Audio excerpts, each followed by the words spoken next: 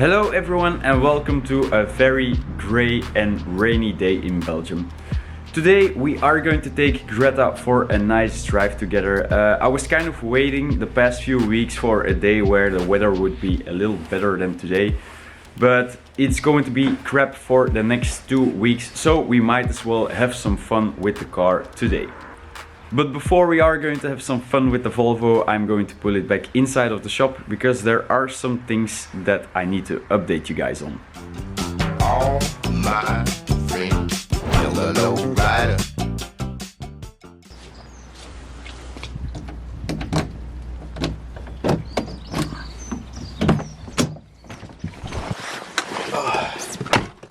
I think we've never done a real cold start from inside of the car, so here it goes. That is freaking annoying. I guess that's just a Volvo thing, so let me quickly put on my seatbelt. I always let the plugs glow for about 20 seconds and then I turn over the car.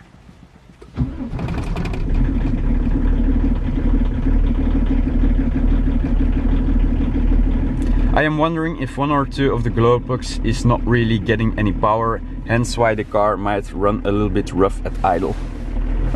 Another part of the experience when you start Greta is the amount of smoke that appears in the rear view mirror.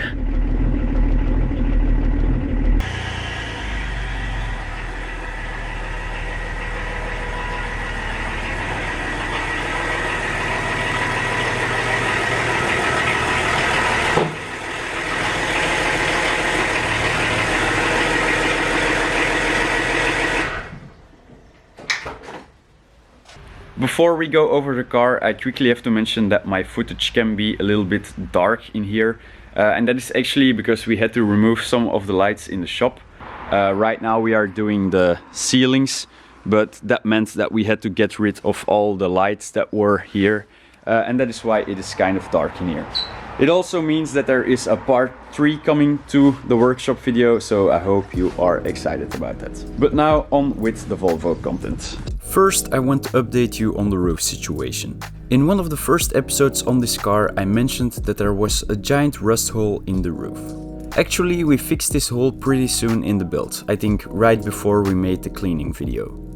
All of this was done in a quest to make the car waterproof, as we had a lot of problems with that. So to fix the hole, we welded in a new piece of sheet metal and then covered it in zinc spray to protect the bare metal from rust. But as you can see here, there is already some rust creeping back into the plate, and sadly that rust is coming from inside of the roof. Let me explain. We replaced the broken window after the roof got fixed, so at that point we thought that no more water could get into the car. Unfortunately, our carpet still got soaked when the car got exposed to rain. And the culprit is in the sunroof mechanism. To be able to show you guys what is going on under this sunroof, I'm going to take apart some of the trim pieces on the inside of the car, and then we should be able to pull down the headliner low enough to take a peek inside of it.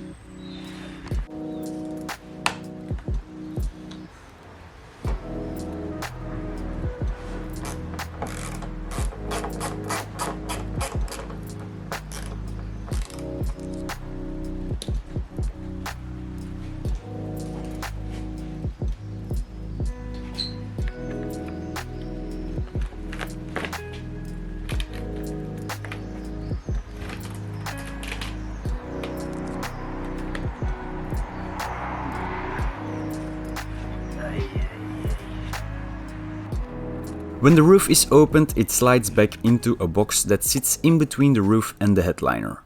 Water is prone to get between the seals of the roof, and that is why there is a drainage tube that should lead the water down away from the interior. Our problem is that the box itself became so rusty that water seeps through it right on top of our headliner. Then it streams down by the B-pillar where it ultimately soaks our carpet behind the passenger seat. Fixing this will be no easy task and will involve removing the entire headliner, and then we also need to find a way to waterproof everything We haven't really thought about how we are going to really fix the box that the sunroof slides in, but that will be an issue we will solve in the future. On to some better news. This is the original fender that came on the car when we bought it, and as you can see, it is thoroughly trashed. So that is why for the past few months my friends and I have been looking for a replacement one, and we have actually found one. I have some footage that I took when we installed this, so I'll roll it right here.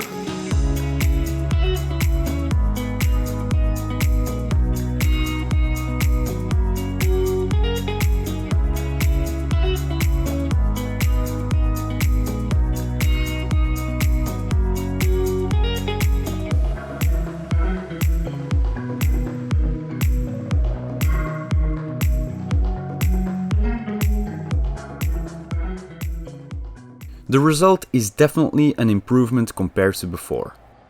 Although Greta looks a lot more presentable, the new fender is not 100% perfect, as to be expected from a 30-year-old part. First of all, there is a tiny dent that can be found above the black trim piece.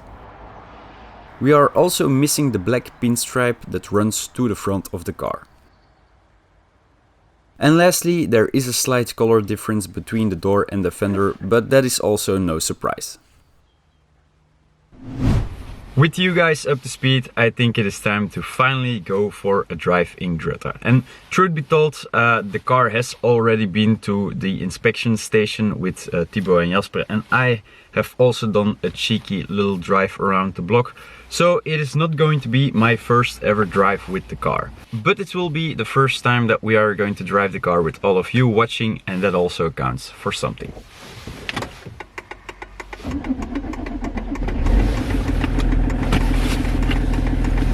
Yeah, freaking clicker.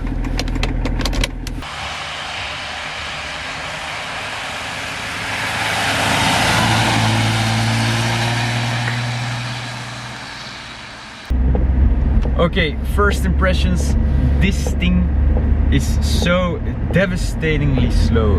I think the original 0 to 100 figure was about 18 seconds, and I would be actually surprised if the car would manage to do that. I'm going to try to find a stretch of road where I can test the 0 to 100 time, and if I find it, I will incorporate it right here.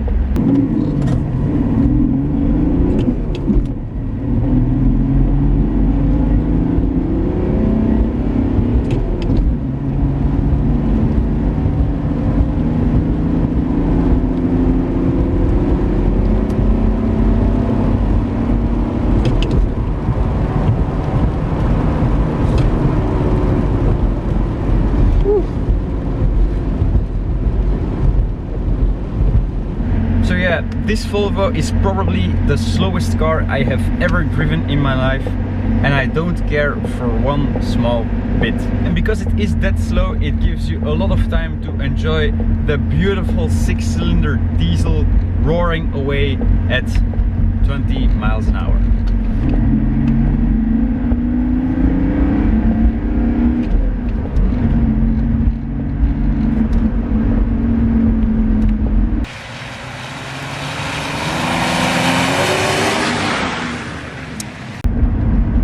Unfortunately, other than the engine, there are also some other noises to be heard in the cabin, and the one that sticks out the most for me is the noise the differential makes. Especially on deceleration, you can sometimes hear a whine coming from the differential, and if you combine that noise with the metal shavings that we found on the drain plug, it tells me that the diff probably isn't in too best of condition. But then again, I am not really worried about it. It's not that we are going to do thousands of miles with this car. I think for now we're just going to leave it as it is. It also might be the cause for some of the vibrations that I feel once I'm driving this car, especially at very low RPM, taking a 90-degree turn. There are some vibrations coming through the whole car actually, so maybe the differential has something to do with that as well. Other noises that are very prominent are coming from the shock absorbers.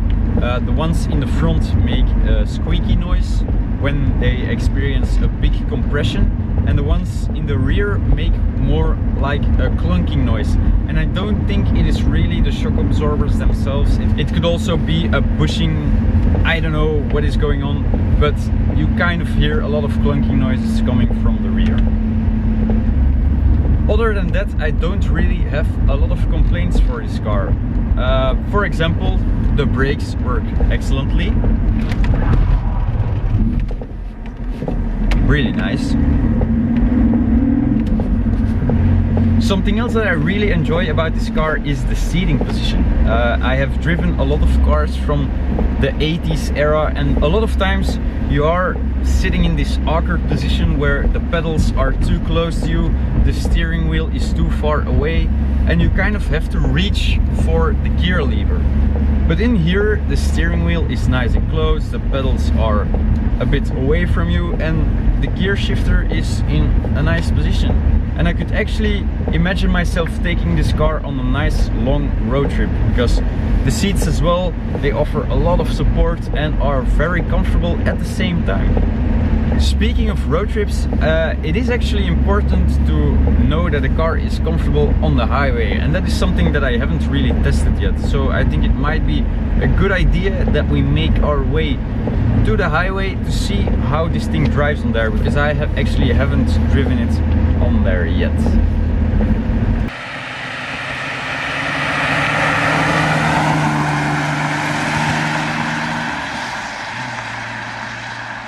We are at the on-ramp for the highway. I'm going to take off my coat because things are getting serious. Let's go!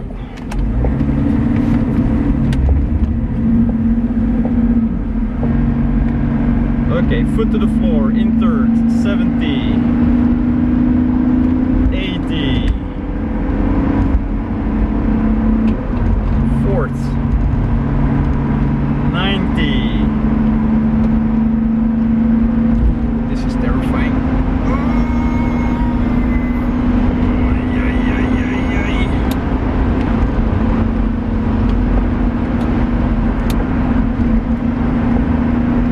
Having no power and having to merge in onto the highway is kind of terrifying in this thing, but once you are driving on the highway, it's actually not that bad to drive. It is kind of noisy, but I think that has something to do with a problem with fifth gear. Once I shifted into fourth again, you kind of just hear the engine being revved out, and when I put it back into fifth, there is a drivetrain noise that fills up the cabin. Something else that I feel is a slight wobble in the steering wheel, and I think that has something to do with the tires being not too well balanced. Jasper mentioned that when he mounted these tires on the rims, that the balancing machine was having issues.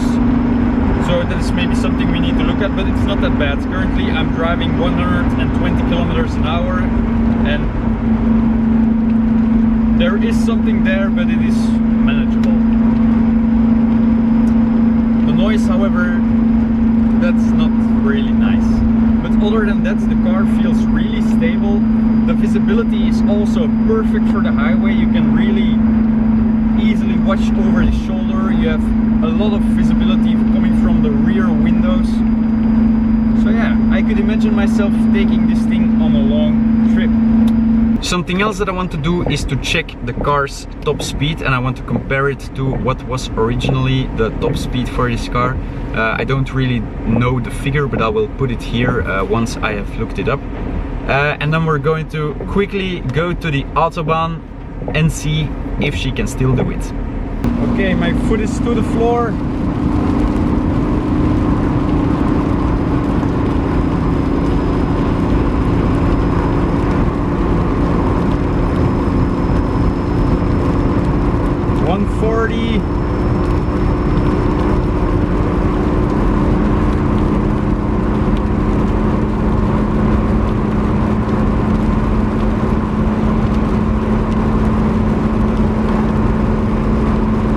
Almost 150.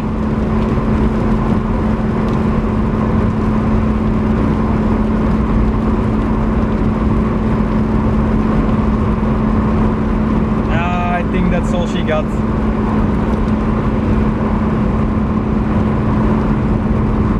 This is a slight uphill.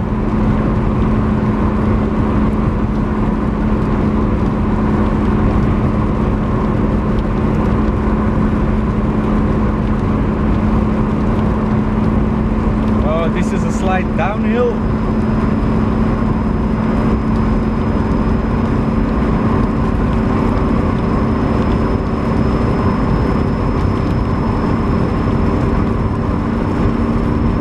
Oh, noises are happening. 160. Oh, somebody's pulling in front of me. Okay, so that's it, I think, guys. So I made it back home and that reminded me that there is something else that also needs a little update. The actual mileage counter is broken, so yeah, who knows how many kilometers this thing has run. We have no clue, but we do know that it doesn't move anymore, so yeah. So now that you know how the car drives, let's talk about everything we had to spend to get it to this point. So, how much did we spend in order to get Greta on the road again? We're starting with the actual purchase. We bought the car for 350 euros and to get it home we had to hire a trailer, and that was an additional 90 euros, which brings our total to 440 euros.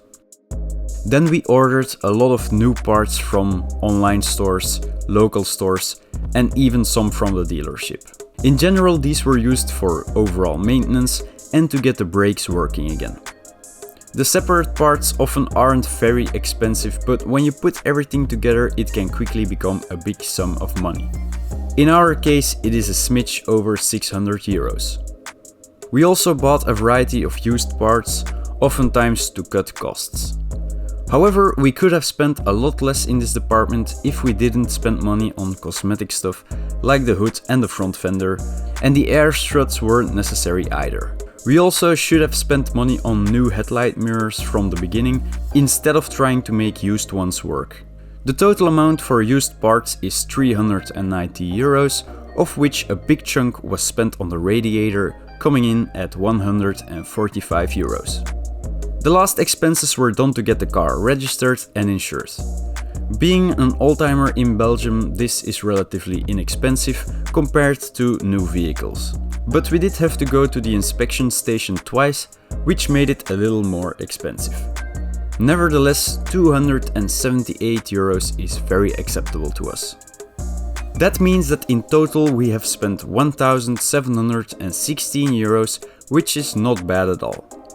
Our goal was to fix the car for less than 1,000 euros, that is without the purchase of the car, but we roughly spent 300 euros more. As said before, we could have kept our spending down if we didn't care about cosmetic stuff, but we really wanted to make the car look nice as well. I hope that was informative. I figured a lot of you would be interested in knowing how much we spent on the car. And the video isn't over yet, because right before I went home I took a small detour.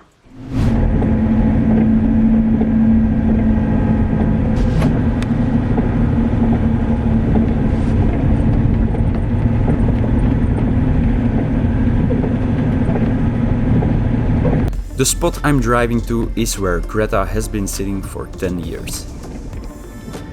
Seeing the car running and driving here is incredibly fulfilling. It was not so long ago that she was rusting away under a tree, overgrown by weeds and covered in a layer of green slime. As a matter of fact, you can still see the outlines of where she was sitting. But now, a couple of months later, she is resurrected and ready to rumble. So nothing left to do but to get the hell out of here and enjoy the car for many years to come.